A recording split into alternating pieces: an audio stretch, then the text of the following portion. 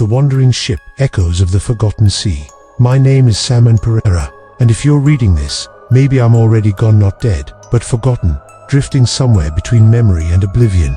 I'm writing this as a warning, or perhaps a plea, before the sea claims what's left of my story. I live in Marissa, a small fishing town nestled along the southern coast of Sri Lanka, where the Indian Ocean meets ancient trade routes once sailed by Arab merchants. Life here is simple, tied to the tides. Early mornings with the sound of waves crashing on golden sands. The smell of salt mixed with wood smoke from village kitchens. But the sea isn't just a livelihood, it's a haunting presence, whispering secrets from depths no one dares to explore. I'm 34 now, a former merchant sailor turned fisherman. My father taught me the ways of the ocean from a young age, how to read the winds, navigate by stars, and respect the unpredictable moods of the water. But respect turned to fear in 2008, when I was 24 and crewing on the cargo ship Ocean Pearl *. We were about 100 nautical miles off Marissa, running a routine route to the Middle East. The night was clear, no storm warnings. Then, out of nowhere, a thick fog rolled in, blanketing everything. The compass spun wildly, like the earth had lost its magnetic pull. Radios went silent, filled only with static. The waves didn't rage, they just stopped. The ship began to sink slowly, as if pulled down by invisible hands. I remember the screams of my crewmates, Ravi Kumar, Sinhalese brothers in arms. We jumped into the icy water, clinging to debris. I drifted for 3 days, dehydrated and delirious, before washing up on Marissa's shore. Villagers pulled me in, fed me hot rice porridge, and called a doctor. The news reported it briefly. Sri Lankan cargo ship sinks off coast. 3 survivors, 12 missing.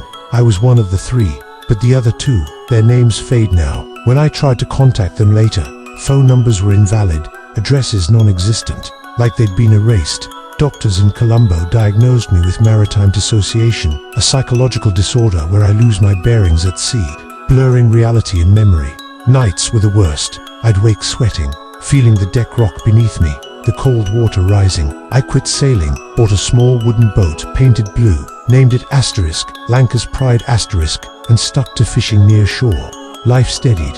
In 2009, I met Namoli, my wife. She's a primary school teacher in the village, with a warm smile and long black hair that smells like jasmine.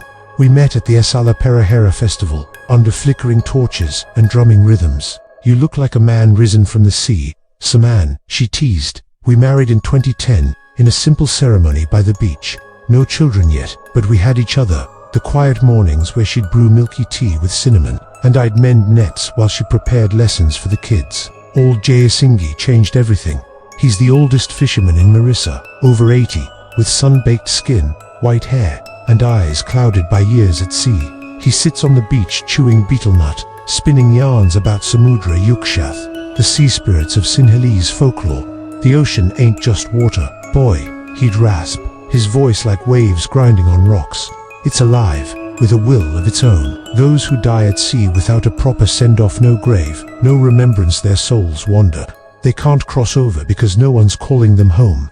They drift on the border of memory and forgetting, on ships without ports. I laughed it off as superstition, but he told me about the Wandering Ship. I've seen it twice in my life. Not a ghost ship like in Tales No Chains or Whales. It's a vessel of the forgotten, sailors who died but weren't claimed by the sea. Bodies never found, names erased from minds. First time was 1950, when I was young. Sea dead calm at night. Fog so thick it hid the horizon. A pale yellow lantern light appeared, no reflection on the water. I rowed close a wooden hull, tattered sails like from the 1800s, figures on deck, backs turned to land, dressed in old sailor garb. The captain stood there, silent, facing the endless ocean.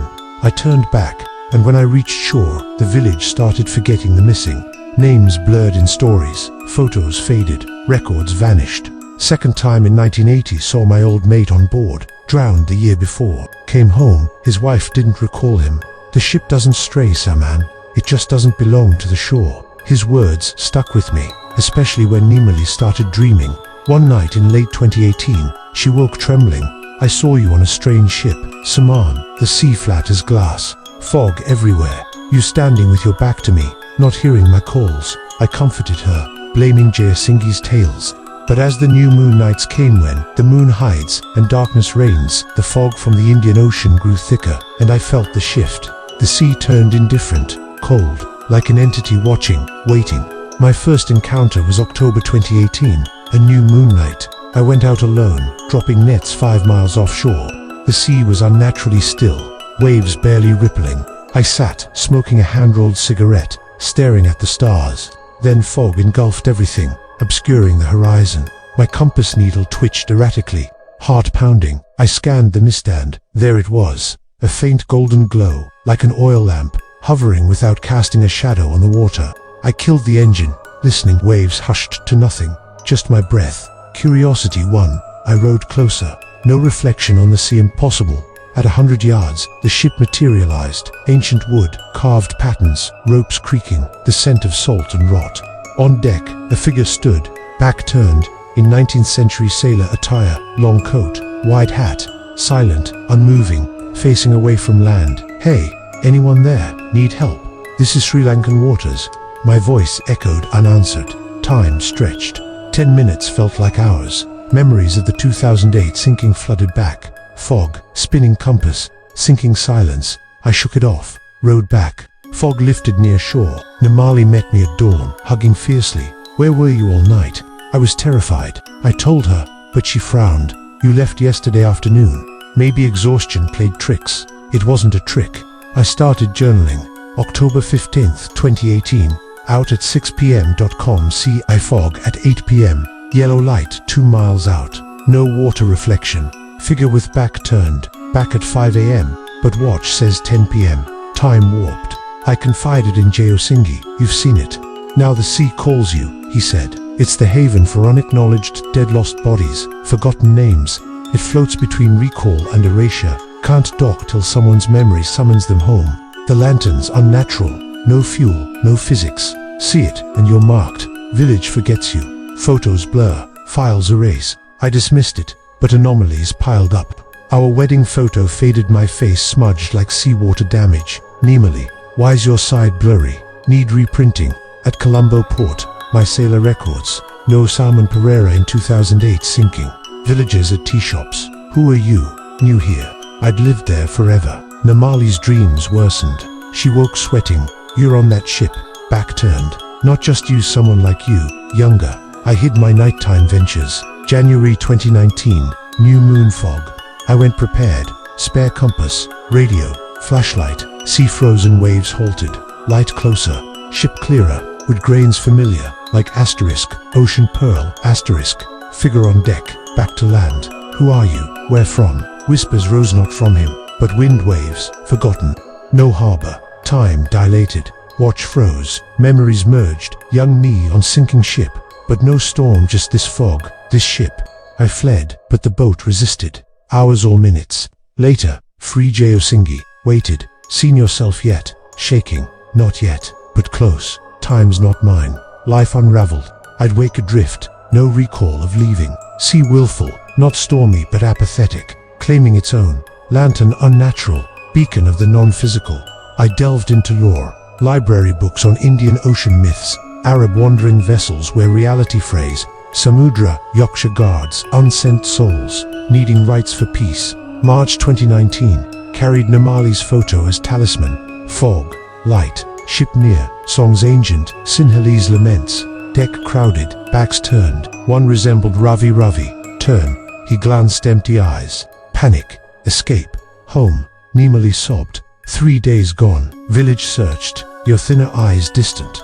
To me, one night, village erasure accelerated. Kids at Namali's school. Who's he? Teacher's husband. ID photo faded. Namali, wedding memories blur.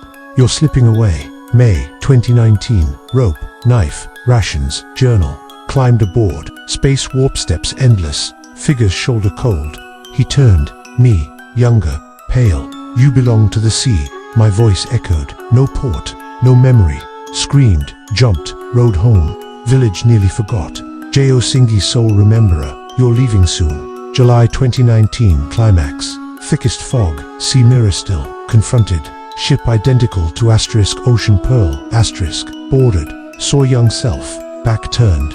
We don't belong to shore. Touch chill surged. Memories revealed. 2008 accident. Was this ship pulling us in? Vessel pivoted seaward. Fog closed. Next morning, my boat drifted ashore empty. Nimili found it, wept.